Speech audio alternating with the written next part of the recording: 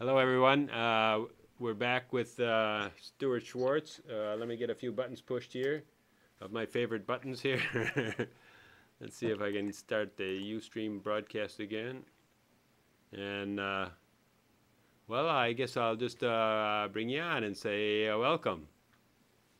Hi, Richard. How are you? Hi, really good. That's good.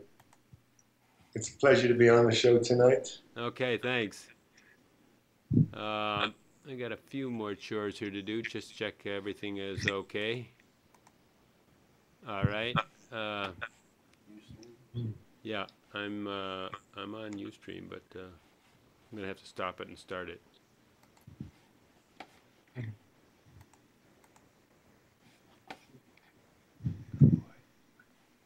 Okay.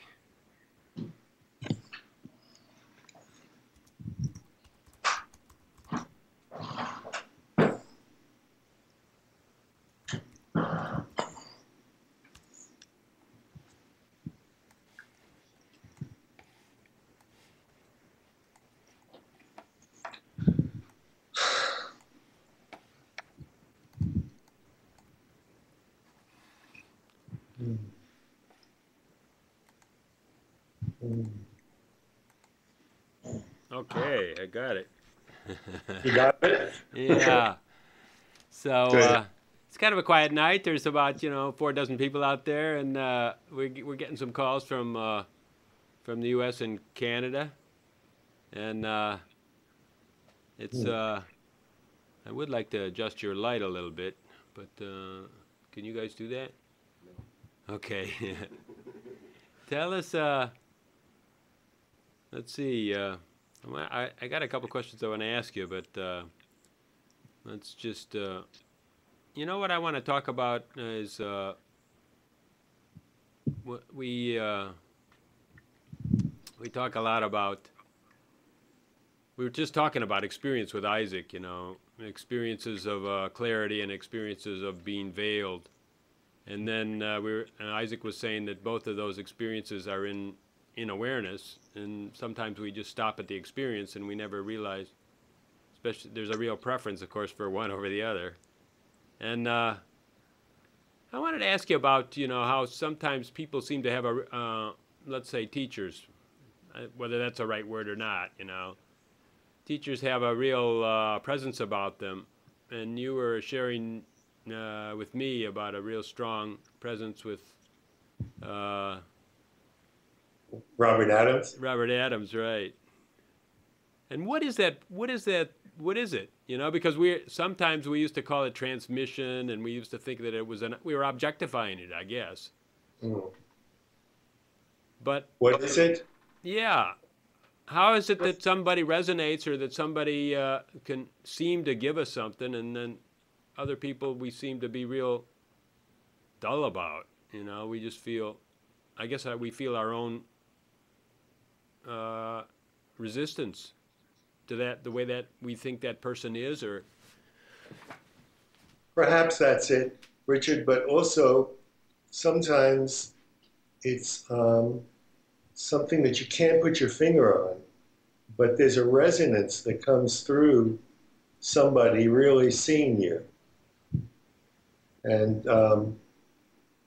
when that happens, everything seems to open up. Are you there? yeah, I sure am. I Yeah, was just because adjusting your light a little bit. oh, okay. In Can you other see words, me? it's actually the person that's it's the scene. It's the true scene that somehow It's not only the is seeing, but liberating. In other words, it it's somehow it's liberates the you. clarity.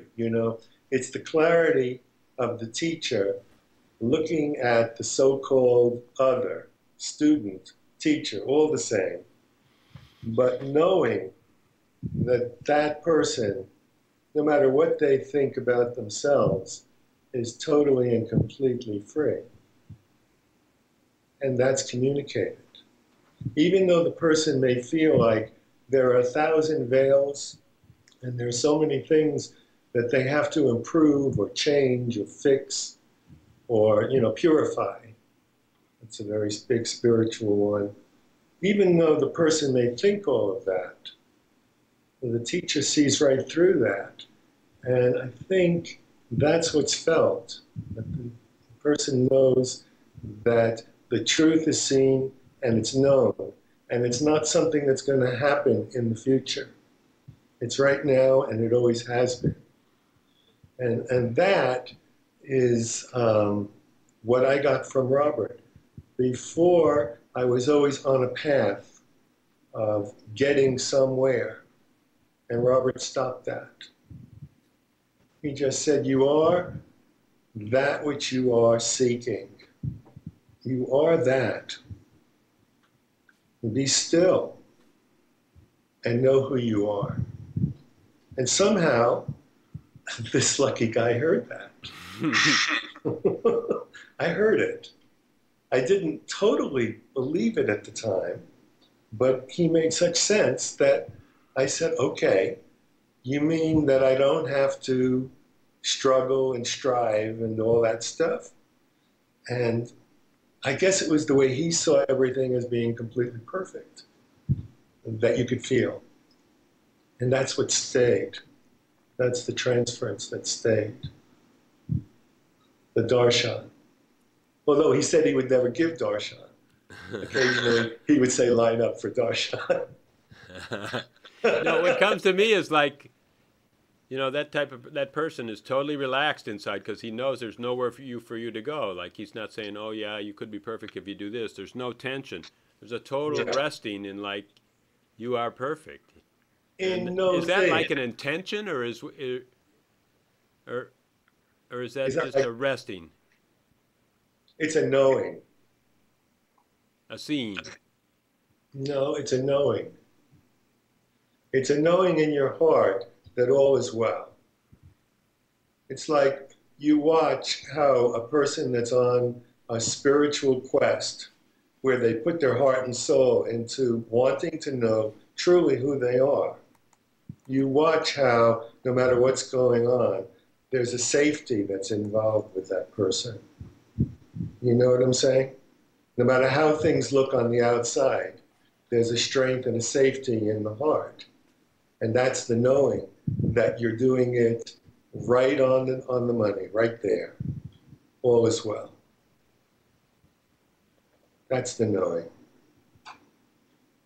And I think if a teacher can convey that, then that can ultimately break through all the holdings that the person is attached to, all the veils. Because that earnestness to be what they are is so strong, no matter what it looks like, no matter what strife, complaints, problems, whatever's going on, they know they'll be okay. I don't think most people feel that way. Most people are pulled into circumstances and situations and life stories and things very strongly.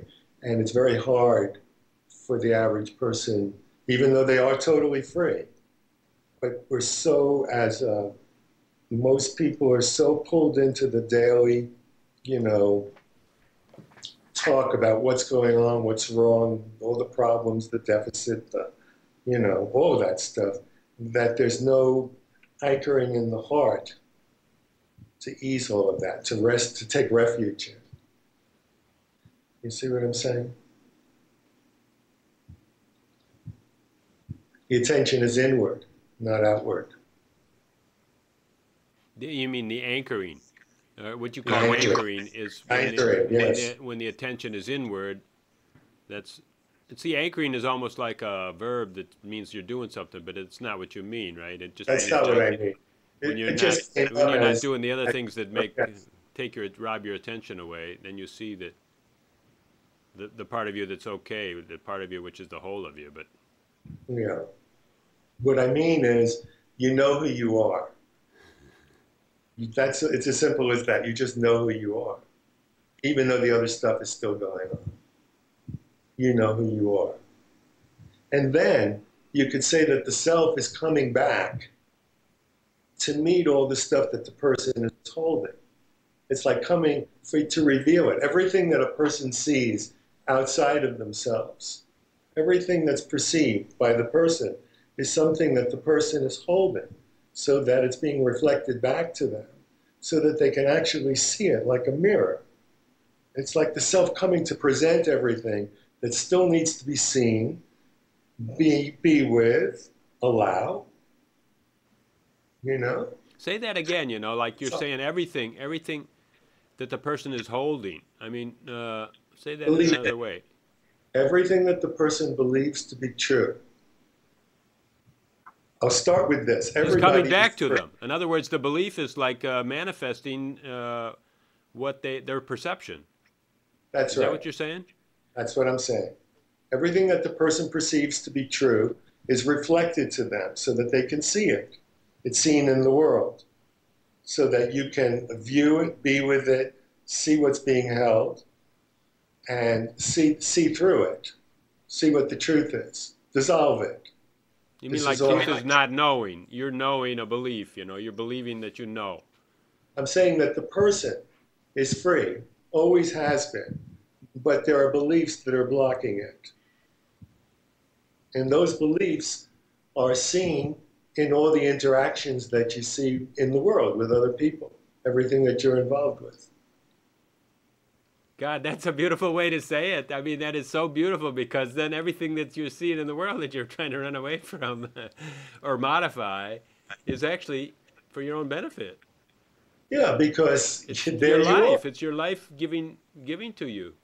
It's always reflecting back to you what you need to see next. It's not the storyline necessarily. What it is, did I lose you? No, no. I mean, my camera goes in and out, but this camera is not the broadcast camera. Yeah. Oh. So you could say it's like the self giving you a gift. This whole life is such a gift because it's always reflecting back to you what's being held that's obscuring the self. Always. It's like the self is coming back to scoop out everything that isn't true so that you as a person that desires to be clean, to be more spiritual, that's very admirable. It's very lofty. But the truth is, nobody can really ever change who they are or how they are because that's the way they are. But if you just watch and get still and let the self resonate, the self can meet everything that is appearing and dissolve it. No problem. It's not an issue. It's a big issue for the person, but it's no issue for the self.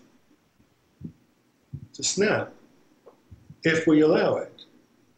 But if we think it's our job, it's impossible. It's like an endless journey, and we're always Or striving.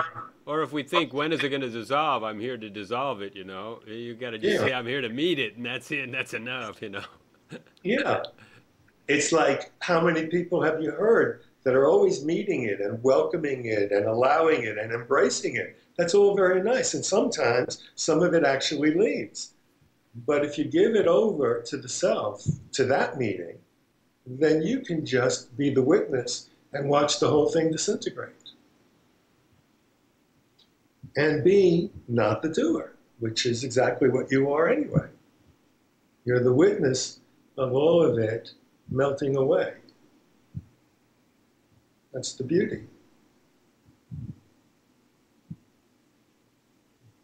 I don't know. I think we came to some clarity on doership in a previous show that doership is just an idea amongst ideas. As you watch the progression of the past to the future, there seems to and there's also the idea of doing it. But in this moment, where could a doer fit? It wouldn't even fit. There's no There is place. no doer. There's no Well, place for it. that's right. And what is there to do anyway? What is there to do? What are you doing right now, Richard? I'm smiling a lot. I don't know Exactly. who, but something Exactly. is. That's it.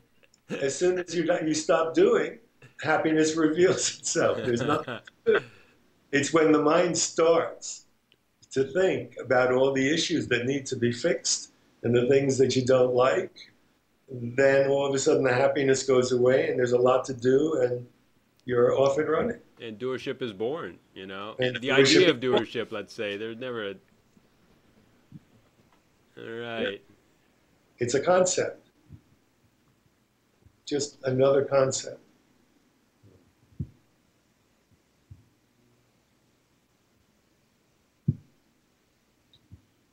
Hmm.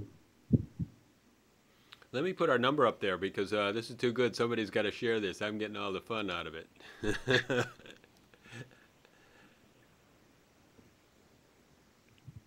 It's just almost shocking what you said, you know, like it's so clear that, you know, your whole life is a reflection of what you're holding. And it's just your gift. That reflection is your gift. And, Yeah, it's it's your like a gift. total different kind of, it's a total different perspective on life. Well, have you ever experienced that? That what you're thinking and what you're holding is being projected back to you? I think all the time. Exactly. It's That's nonstop, right? exactly that's what's going on. What's happening? We're always projecting the next thing, and when you see it clearly, it isn't that much of a problem. I think that the biggest problem is that people get stuck in um, in wanting to change the things they don't like about themselves or issues that appear to be problems. Or And then speed when it up they, a little bit or something like that. Or well, even if they could actually do it, even if, so that they could really like themselves, much less love themselves. You know, things, it feels like that there's so many issues that people have that stop them from stopping and being who they are. God, that's so powerful and it's so easy. In 2 words, you say, you know, something that just is shocking, you know, like the fact that we think we're trying to change things, you know, it seems like, oh, we're prudent, you know, but really we don't like ourselves the way we are. And most people don't. Well, But I it mean, takes a otherwise, lot, why would you do anything? exactly. You just But sip there's so much, tea, I guess, and maybe just poke at the garden. but look how simple it would be if we could just say mid sentence about trying to fix something and just stop. Just stop. Don't complete it. Don't complete the problem. You know, talking about it. Just stop and let yourself lift off like you were a rocket into another stratosphere, which you are anyway, and be still.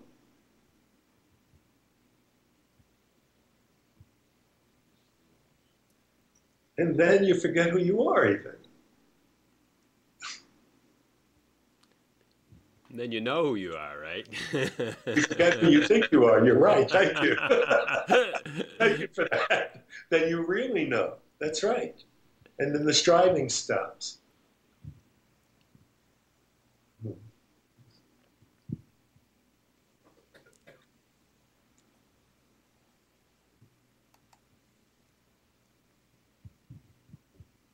You seem like you have a lot of fun. Oh, this is really, really, really fun, you know. This is totally fun. And What, sometimes it seems like stress, you know, like when the sound goes all awry. But tonight is really calm on the Western Front, I'll tell you. Everything, when did you? everybody's sound's been good. Yeah, this sounds good. When did you decide to make this open to the whole world, Richard? To bring this truth to the whole world? I didn't do it, you know, like Yeah, you something did. around March 10th, you know. Then all of a sudden, this big explosion went in my brain, and somebody said web streaming, and I thought, God, I better go on one of those websites and see how you do it. And man, whoa, Kind of amazing. that was like, I bet I could do this, you know. And then I started collecting all my gear together and put it in, you know. Both Ed and Tom are helping me tonight, you know, and Ed is always saying, like, look, every time I come here, it's different. You set it up different, you know. Can't you set it up the same at least twice? Uh-huh. But, you know, we're discovering we're discovering we're collapsing the planet Earth. There's one thing we're doing. Space is going to a cinder. Right. Oh boy, look at this. Somebody's calling. Let's He's check them calling. out. Are you guys there? Hello? Oh, are you calling on the broadcast? Okay, I guess we're up. Yeah, but I don't know how to do Skype. Oh, well, just call on the phone then. You're perfectly welcome to just talk right now. Let's see if... turn that off in the background, though, and listen on the phone. Okay? Oh, okay. Okay, hold on. You almost got it. Catherine Stewart. Okay. From Boston. Yeah. You got it off? Who's calling? Catherine.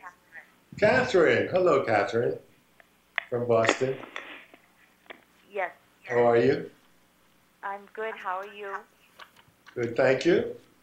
Did you know we would meet like this next?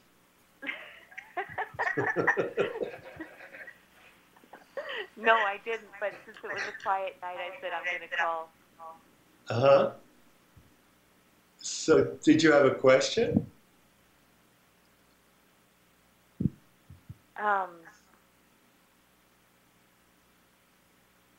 Just all the striving that you've been talking about. Could you speak a little louder? Let go of it, the striving. And to just stay with myself. Periodically I remember, and then, but most of the time I'm in all the agita that's coming up in the mind. Uh-huh. And I would like so much to be able to just not have that on, like a constant force going on.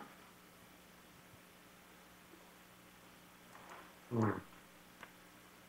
Is that what you're experiencing right now, Catherine? Well, since I've been listening to you, and since I actually, because this connection came, I became aware of Never Not Here just today when I got it on my email. It was just so nice to listen to the reminder. So yes. At this moment, there's a little bit of it going on, but it's easier to access just not doing and the not action. But when living, it's not that easy. So. Okay, so now we're just talking and being. So tell me where the ajna is going on, perhaps in low grade level right now. Right. Where? How do you experience it? Well, the personal experience in this moment is, I'm talking to Stuart, so everything has calmed down, and I'm hearing his voice, and then memories come in of being in that, in that presence. So there's almost like a part of me is a little frozen, okay, be still now, but it's not the be still now of peace. It's more the children are in the corner just waiting till they can start moving around again. I hear you. So is there any remnant of the anxiety? Can you repeat that? I said, is there any remnant going on right now of the anxiety in the body? Anywhere? There is a little bit of agita around the heart. I'm not sure if it's agita, just activity, stir, a stir, I understand. and a dis-ease, Yes, I understand. So put your attention on that. Just focus on it and watch it. And watch it from the perspective of allowing it to be exactly the way it is. Not wanting to push it or change it. Can you do that? Yes, I can. Good. Just stay with it.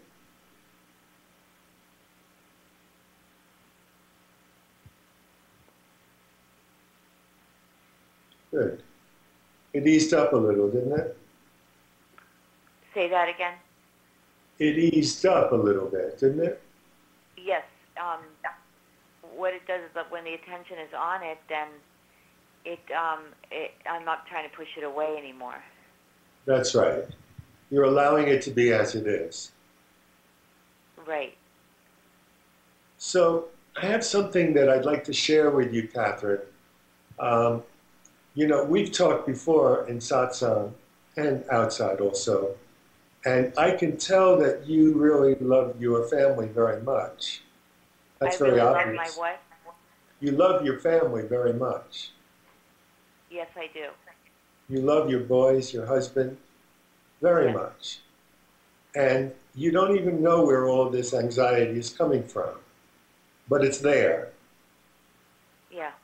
and you'd like it gone, right? I'm You'd like like the it one. out of it. You'd like your life free of it, wouldn't you? Yes, I would. I feel like I would like it to, you know, a magic bullet. Like, you know how you describe Robert Adams just stopped Yeah. it for you? You know, just stopped it forever. Yes, I understand. But I keep seeking that answer. I know it's possible, but I haven't heard it deeply enough to just stop it. well, let's just say that we're not going to go on that track right now of stopping it. Okay. Okay? We're just saying it the way we see it. There's great love there. There's also great anxiety and wanting it to be whatever way you want it in the moment. And so you've got two things going on. A lot of love that's mutual, and you've got a lot of anxiety that appears sometimes for no reason at all. Right.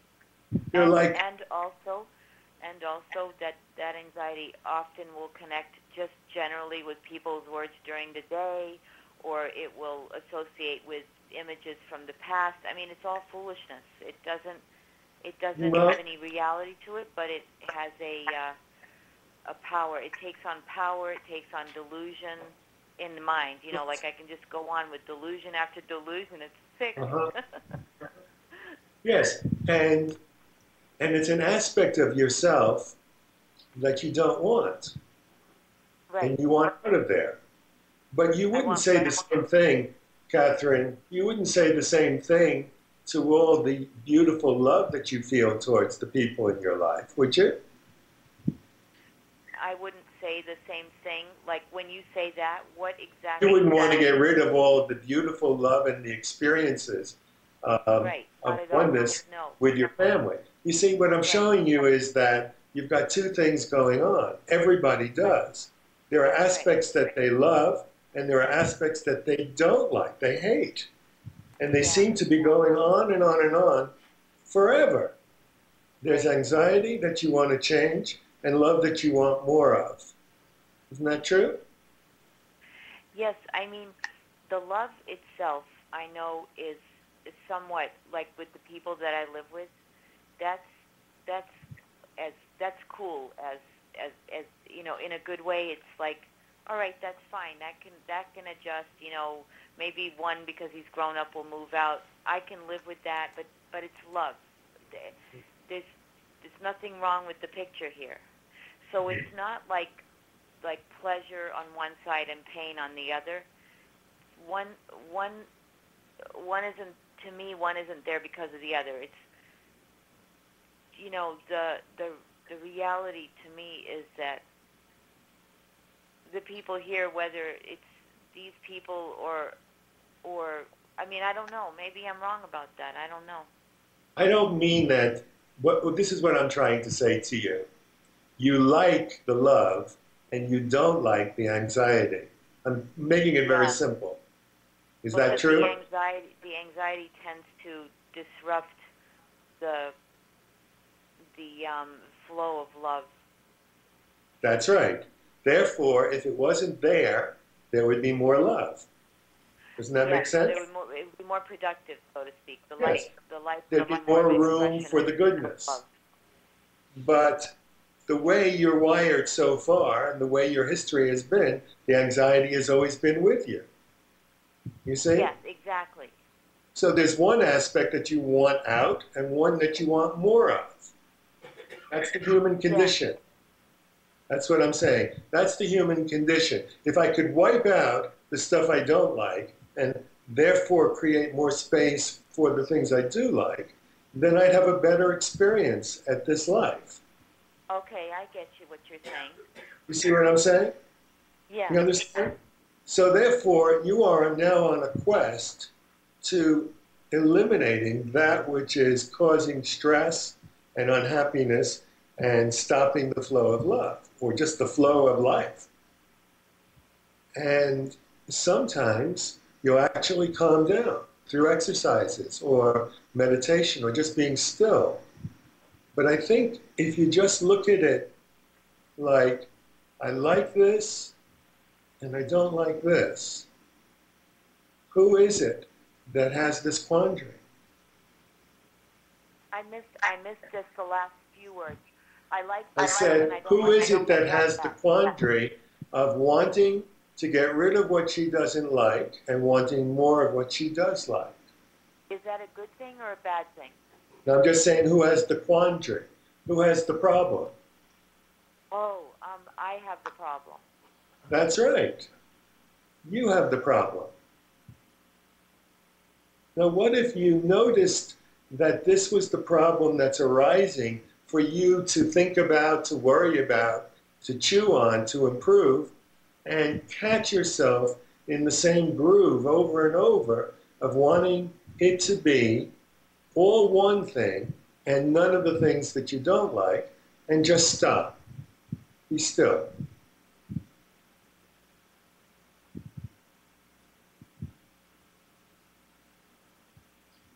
Are you saying that that's a good thing to do? Yes, I am. So, because the sound is a little bit unclear, I miss a couple of the words, which...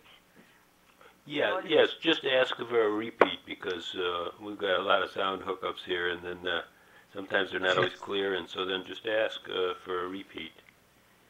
Okay, I mean, so my understanding is that I like some things about how I'm feeling, and then I don't like some things about how I'm feeling. Yes. But I'm having a disconnect between understanding when I don't want a certain aspect of myself, then I'm not sure what to do about it, because that aspect is what... That's exactly what I'm getting at. Can you hear me? The response, yes. when a person likes something, they want more of it. And when a person doesn't like something, they want to cut it out. They want to eliminate it. Exactly. That keeps a person very busy. Oh, yeah. And then on top of it, there's the judgment that I don't like it, and I don't want it, and it's not welcome here, and I want it out of here. So that keeps you very busy, judging yourself and trying to change yourself, right? Yeah, and it seems like what happens is I have to, in order to become free of it, I have to work myself out of it. That's another kind of illusion I'm under. I have to actually work myself out of this. There's no immediate solution. You know, it needs some therapy, so to speak. That's right. So the laughter is actually getting